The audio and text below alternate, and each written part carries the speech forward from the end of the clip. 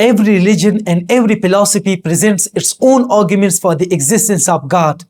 But the way Islam introduces human beings to the creator of this universe is astonishingly natural, rational, and unique. It is a way that does not trap people in blind imitation of complicated philosophies, but instead takes them on a journey of reflection, a journey that speaks directly to both the human heart and the human mind. In this video, we will explain how the Quran guides humanity toward recognizing the Creator and why this approach feels profoundly different from the methods presented by other worldviews. When the Quran introduces humanity to the Creator, it does not simply say just believe. Instead, it repeatedly invites human being to think, observe, and reflect. The Quran begins by directing the human being inward. It tells him to look at himself and reflect on his own existence. The Quran says, "Let man reflect on what he was created from. He was created from a flowing sperm." Then the Quran describes the whole process of human creation step by step, showing how even the process of human birth is presented as a clear sign of Allah's power and control over creation. The Quran says, "We placed him as a tiny drop in a secure place. Then we turned the drop into a clinging form. Then we turned it into a small lump. Then we formed bones from it. Then we covered the bones with flesh. Then we developed him into a complete human being." And just this one passage is enough for reflection. If we really think about it, the whole process of human creation is full of astonishing precision and science. From a single drop to a complete human being, step by step, such a perfect transformation takes place that it cannot be random. Just look at it. Think about it. This alone is enough to make us realize the greatness and incredible creative ability of Allah. But the Quran does not stop there. It takes our attention from inside us to everything around us. Indeed, in the creation of the heavens and the earth, and the alternation of the night and the day, are signs for those who reflect.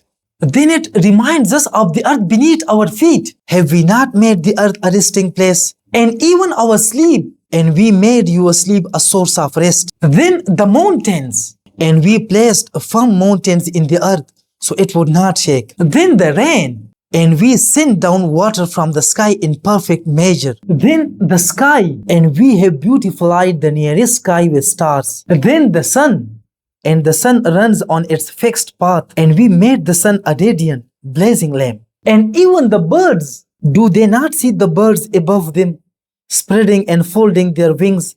None holds them except the most merciful. And even the bees, and your Lord inspired the bees. Build your homes in the mountains, in the trees, and in what people construct.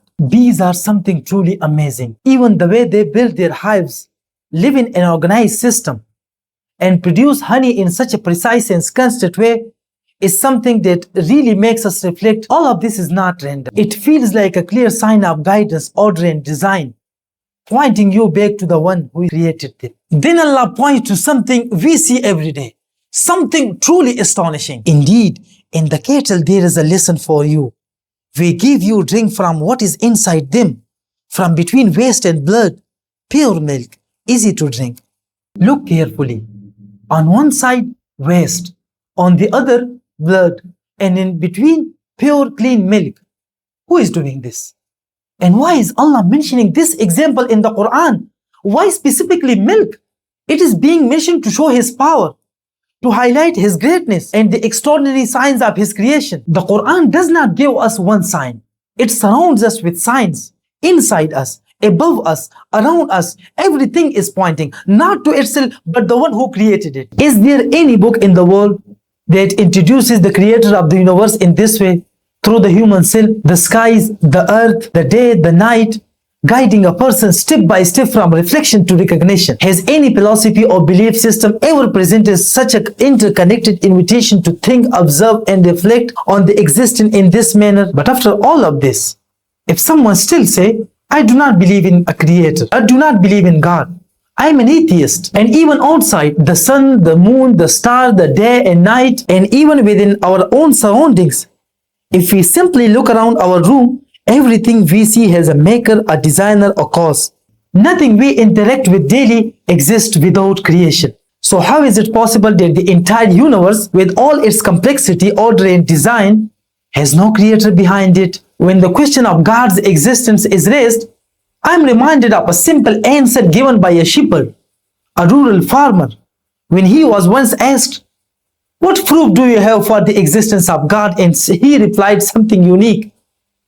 البعير تدل على البعير وأثار القدم تدل على المسير فالسماوات ذات الأبراج والأرض ذات الفجاج والبحار ذات الأمواج فكيف لا تدل على الصانع اللطيف الخبير العليم القدير. If a camel's dung shows that a camel has passed and footprints show that someone has walked a path, then how can the sky full of stars, the earth with its vast roads and valleys, and the oceans with their powerful waves not show the existence of a creator? A creator who is gentle, all-knowing, all-aware, and all-powerful. Maybe the real issue is not that the signs are missing. It's that we don't really long enough to notice them. And at the end of the day, this is not just winning an argument for belief. It's an invitation to honestly look at the world as it is and to be fair with yourself about what we are seeing.